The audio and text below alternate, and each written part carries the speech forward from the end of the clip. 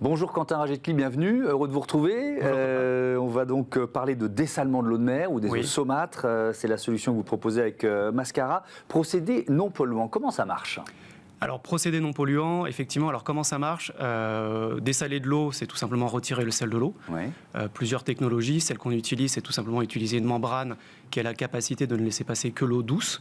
Donc en fait, on sépare le sel de l'eau douce à travers cette membrane.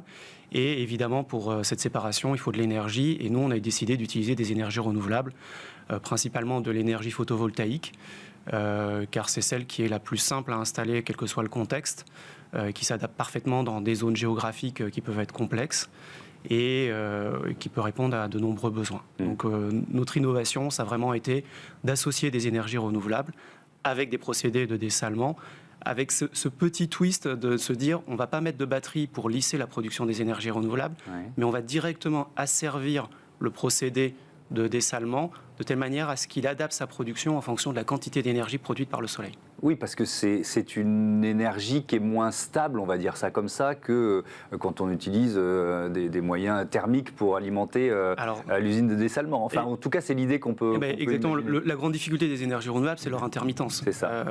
Donc on imagine fortement le jour et la nuit pour le solaire, mais au cours de la journée, suivant que la position du soleil est au zénith ou à l'horizon, la production électrique n'est pas la même. Donc il faut être en capacité de compenser tout ça.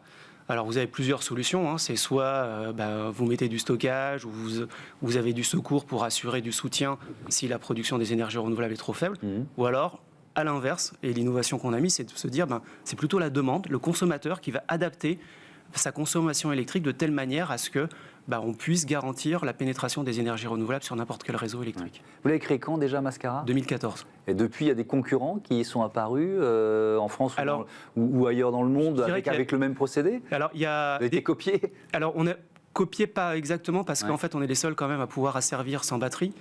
Mais par contre, il y a une vertu, c'est que petit à petit, à la fois le secteur de l'eau et le secteur du dessalement s'est aperçu de l'intérêt des énergies renouvelables et particulièrement du solaire. Alors, malheureusement, peut-être pas à cause d'une vertu environnementale, mais surtout pour une vertu économique. Et on le voit d'autant plus aujourd'hui, produire de l'électricité avec des panneaux photovoltaïques, c'est ce qui coûte le moins cher. Donc finalement, quand on a aussi un souci économique au niveau du procédé, c'est tout à fait intéressant. On voit quelques images. Elles ressemblent à quoi vos usines de traitement de l'eau ? Il y a différentes tailles possibles. Alors, vous adaptez à l'environnement, à la topographie des lieux. Comment ça alors, je pense qu'on ne voit pas la taille du studio, mais on va dire que nos plus petites unités tiennent sur la table qui est entre nous. Ok. Et les plus grosses occupent même pas 1/6 du studio. Oui, donc ce sont des petites unités, mais avec une capacité de traitement importante quand même. Alors en fait, on a une gamme qui va de 1 m3 jour à 20 000 m3 jour. Alors ça ne parle pas forcément, alors on va dire 1000 litres à 20 millions de litres par jour, sachant que l'Organisation mondiale de la santé préconise 50 litres d'eau par jour par personne. Alors ce n'est pas pour la consommation des 2 litres nécessaires, mais c'est aussi pour toutes nos activités agricoles, etc. Donc dans un environnement, il faut 50 litres d'eau pour que l'activité humaine puisse se développer de manière satisfaisante. Vous êtes présent, vous avez pu vous adapter à différents pays, à différentes régions. Vous êtes présent où aujourd'hui ? Alors aujourd'hui, on est présent sur une grande partie du continent africain, Afrique de l'Ouest, Afrique de l'Est et Afrique du Sud, l'océan Indien, Asie du Sud-Est et Pacifique.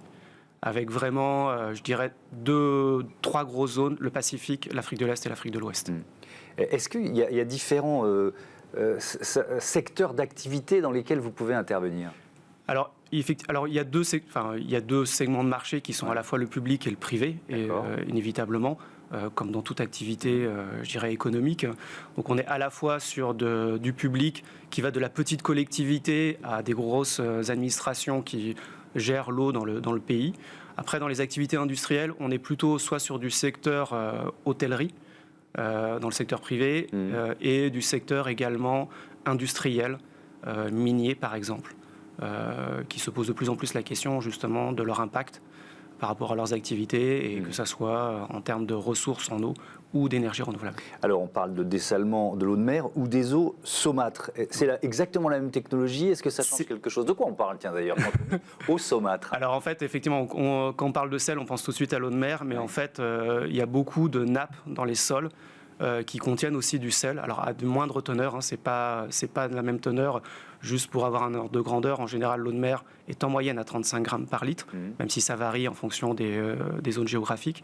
Là où les eaux saumâtres, on va parler de 2 ou 3 grammes par litre. Donc il y a 10 fois moins de sel. Par contre, dans certains cas, on pourrait presque qualifier par exemple la Vichy ceinture d'eau saumâtre, parce qu'elle est salée. Mais dans certains cas, notamment dans des pays, en Bangladesh ou en Afrique, l'eau saumâtre contient des toxiques, comme l'arsenic, et donc sont impropres à la consommation, et pourtant ces populations la consomment. Donc derrière, il y a un impact de santé publique énorme sur ces populations, et il y a un enjeu pour nous d'apporter des solutions justement à ces populations qui sont souvent isolées, qui ont des problèmes parce que consomment du fluor ou de l'arsenic, et se retrouvent avec des problèmes de santé. Et donc c'est aussi une solution pour aider à ce problème-là. Donc ça veut dire que les membranes que vous utilisez, elles permettent aussi de filtrer ces produits dangereux ? Oui. Elles permettent, en fait, les membranes dans le procédé d'osmose inverse retiennent quasiment tout. Donc en fait, il n'y a que la molécule. Osmose inverse, hein, c'est ça, c'est le terme que vous n'aviez pas encore employé. Oui, alors c'est l'osmose inverse. C'est un phénomène naturel, l'osmose, et on inverse ce phénomène. Le phénomène naturel, c'est plutôt l'eau libre qui va à l'intérieur des cellules, par exemple. Il y a un phénomène d'osmose, ce qui fait que toutes les bonnes molécules qui sont dans nos cellules ne sortent pas de la cellule, mais elles sont capables de capter l'eau qui est à l'extérieur. Là, on fait l'inverse, en fait. On essaye de pousser dans l'autre sens pour que ça soit l'eau qui sorte. Est-ce que, donc, quand on parle là d'eau saumâtre, ça veut dire que vous avez aussi des projets en France, dans certaines régions françaises ?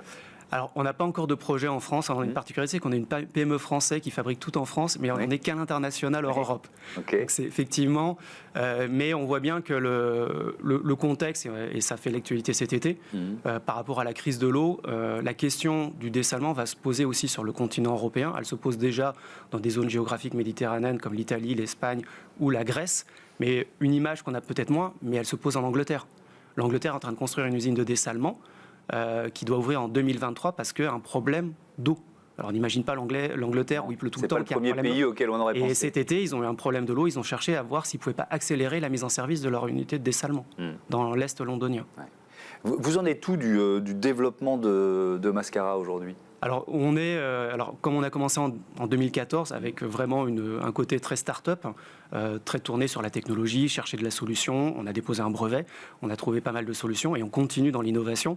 Mais après, petit à petit, on s'est structuré en PME industrielle, donc on est en pleine croissance. On en a parlé un peu en dehors, mais on vient d'ouvrir des nouveaux locaux de fabrication qui nous permettent justement d'aller produire des très grosses capacités, là où aujourd'hui on était plutôt limité en termes de capacité de production. Maintenant, donc ça veut dire que vous pourriez produire des usines des unités qui seront plus importantes que ce que vous nous décriviez tout à l'heure ? Alors on commence effectivement, on peut aller plus loin, mais on se limite à justement un segment qui est entre 1 m3 et 20 000 m3, comme je vous l'ai dit, par jour. Après, c'est des projets qui sont de notre nature et qui nécessitent une approche industrielle différente. Et dans lequel vous ne voulez pas pour l'instant vous lancer, c'est ça ? Ou vous pensez que parce que votre procédé, il pourrait fonctionner à beaucoup plus grande échelle ? C'est juste qu'après, il faut regarder le marché. Le monde est vaste. Et aujourd'hui, si on regarde un peu les projets dans le dessalement, 75-80%, ça correspond à la gamme qu'on a. Donc, il y a déjà beaucoup à faire sur cette gamme-là. Et on voit bien que l'intérêt du dessalement ne fait que croître. Même si on est plutôt en train, à chaque fois qu'on a un projet, de chercher les solutions alternatives, parce que la solution dessalement est la solution qui arrive en dernier. Avant, il faut se poser la question s'il ne faut pas intervenir sur les réseaux, s'il ne faut pas économiser la ressource. Est-ce qu'on n'est pas en train de gâcher déjà la ressource naturelle qui est accessible ?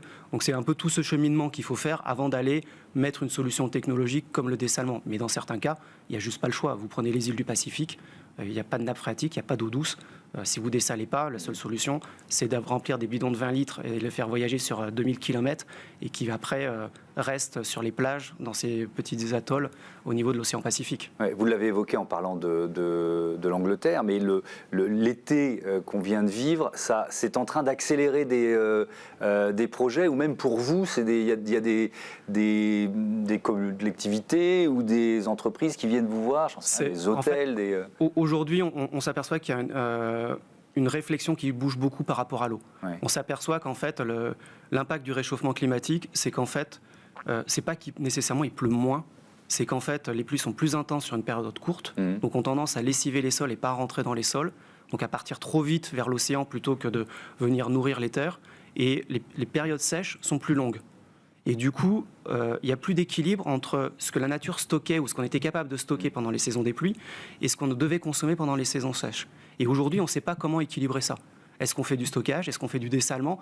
Et je dirais que l'approche, elle est multiple. Elle n'est pas sur une technologie ou sur... voilà, parce que chaque solution a des avantages et des inconvénients et qui sont plus ou moins importants par rapport à un contexte. Donc on est très attaché à regarder le contexte, à regarder quelle solution, mais par contre il faut être dans l'anticipation parce que les cycles de l'eau sont en train de bouger et la tendance montre bien que ça ne va pas changer. Juste l'anecdote, je faisais un focus sur l'Angleterre. Il y a 25 ans, je faisais mes études en Angleterre. Il y a 25 ans, un prof sur l'environnement disait dans les années 2020-2030, l'Angleterre va manquer d'eau. Déjà, avec la baisse des précipitations il y a 25 ans, on savait que le sud de l'Angleterre commençait à être tendu. Donc, voilà. Donc on le sait. On a un peu tardé face à... Non, pas nécessairement, mais par contre... Un petit peu quand même, face aux messages des scientifiques. Mais justement, tiens, on va accueillir un scientifique pour continuer de débattre autour des solutions de dessalement de l'eau, ou d'autres d'ailleurs. C'est le débat.